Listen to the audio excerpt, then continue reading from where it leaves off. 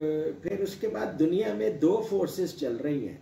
एक फोर्स कहलाती है रीजनलाइजेशन और एक फोर्स कहलाती है ग्लोबलाइजेशन। ग्लोबलाइजेशन की फोर्सेस तो ये चाह रही हैं कि पूरी दुनिया में एक ही तरह का सिस्टम बन जाए, अब पूरी दुनिया में ट्रेड बैरियर्स को हटा दिया जाए और वो लोग पूरी दुनिया में जो है वो अपने प्रोडक्ट को एक्सपोर्ट भी कर सकें, इंपोर्ट भी कर सकें जहाँ से उनका दिल चाहे।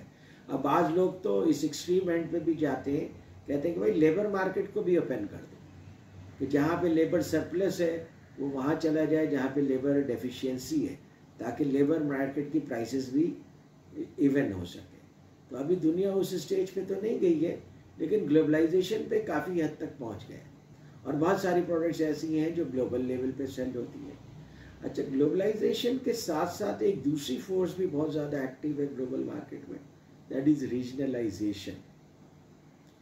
वो उसका कॉन्सेप्ट ये है कि हम अपने रीजनल ट्रेड को तो प्रोटेक्ट करते हैं, आपस में हम फ्री ट्रेड करते हैं, लेकिन जो बाकी कंट्रीज़ हैं उनको हम थोड़ा ज़्यादा रिस्ट्रिक्शन लगाते हैं ताकि वो हमारी कंट्रीज़ में आसानी से ट्रेड ना कर सकें। जैसे कि यूरोपियन यूनियन बनाया है, European union is a very good example of regionalisation, कि विद इन यूरोपियन यूनियन अगर आप कहीं पे भी इंडस्ट्री लगाते हैं तो आपको सेम ट्रीटमेंट मिलता है जैसे लोकल को मिलता है, और आप इसी तरीके से एक्सपोर्ट कर सकते हैं यूरोपियन यूनियन की किसी भी कंट्री में। लेकिन उनके यूरोपियन यूनियन की कंट्रीज़ में बाहर से कोई कंट्री अगर एक्सपोर्ट करे, जैसे टर्की एक्सपोर्ट करे, तो उसके ऊपर नॉर्मल टैरिफ सारी चीज़ें लगती हैं।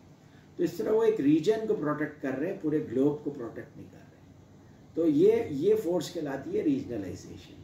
इस वक्त दुनिया में रीजनलाइजेशन की फोर्स भी काम कर रही है और ग्लोबलाइजेशन की भी फोर्सेस काम कर रही हैं। नॉर्थ अमेरिका का जो फ्री ट्रेड एसोसिएशन है वो नेफ्टा कहलाता है।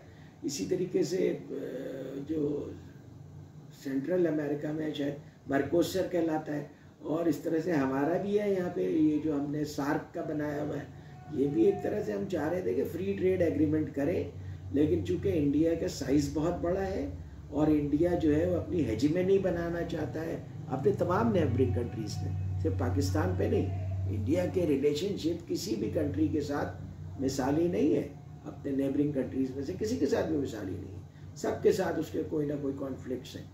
तो इस वजह से वो हमारा जो है सार्क इतना पॉपुलर नहीं हुआ, कामयाब नहीं हुआ, लेकिन ये दो सिस्टम्स चल रहे हैं।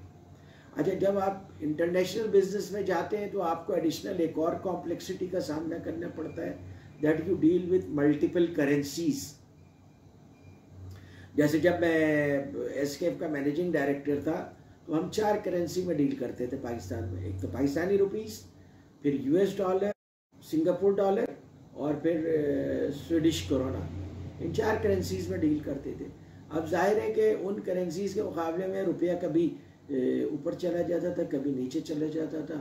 तो ख़ास तौर पे जब हमारी जो ज़्यादा इम्पोर्ट्स थी वो थी यूरो में, सॉरी ये 5वीं करेंसी में आ गई यूरो, यस। तो यूरो में होने की वजह से, क्योंकि स्वीडन उनका पार्ट है तो वो यूरो में ज़्यादा करता था। तो यहाँ पाकिस्तान में एक ज़माने में यूरो की बड़ी फ्लक्चुएशन चल रही थी। अब ये प्रॉब्लम होती थी कि कस्टमर्स को क्या प्राइस कोट करें।